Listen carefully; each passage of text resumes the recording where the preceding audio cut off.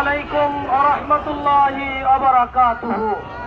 আলহামদুলিল্লাহি রাব্বিল আলামিন ওয়াসসালাতু ওয়াসসালামু আলা রাসূলিহিল কারীম ওয়া আলা আলিহি ওয়া আসহাবিহি আজমাইন। বাংলাদেশ জামাত ইসলামীর কেন্দ্র ঘোষিত কর্মসূচির অংশ হিসাবে 5 দফা দাবিকে সামনে রেখে ঢাকা জেলার উদ্যোগে আয়োজিত আজকের এই বিক্ষোভ মিছিল পূর্ব সমাবেশের সম্মানিত সঞ্চালক, জামাত ইসলামী ঢাকা জেলার সংগ্রামী সেক্রেটারি, ঢাকা 19 আসনের এমপি প্রার্থী মাওলানা আফজাল হোসেন, ঢাকা জেলার রাজনৈতিক সেক্রেটারি হাসান মাহবুব মাস্টার, তিনি রাজনীতি শুরু করেছেন। রাজনৈতিক দলগুলোকে বলবো, ইউনূস সরকার যে রাজনীতি শুরু করেছে, বড় বড় দলগুলো যদি তার রাজনীতিতে পা দেন, বাংলাদেশের ভবিষ্যৎ অন্ধকার। সুতরাং ইউনূস যে রাজনীতি শুরু করেছেন, আপনাকে বলবো আপনি সেখান থেকে ফিরে আসুন।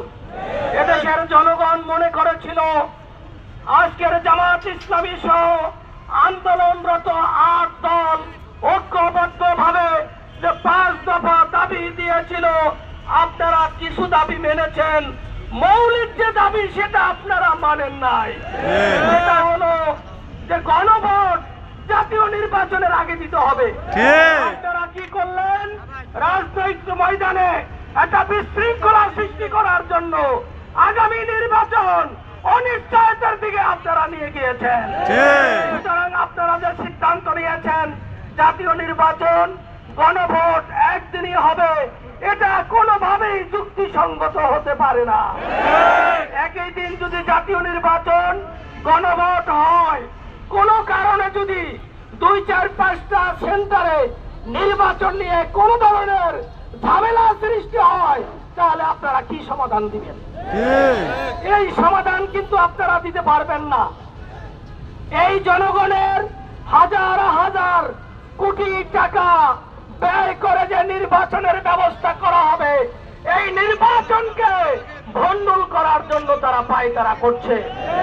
আমরা বলবো সকল রাজনৈতিক দল, বিএনপি সহ আপনাদের এখনো সময় আছে। ইউনূস সরকার যে ষড়যন্ত্র শুরু করেছে, এর বিরুদ্ধে ঐক্যবদ্ধভাবে রাজনৈতিক দলগুলোকে ভূমিকা পালন করতে হবে। বাংলাদেশ গুছানোর, বাংলাদেশকে একটি কল্যাণকর রাষ্ট্র গঠনের জন্য এখন এই মোক্ষম সময়।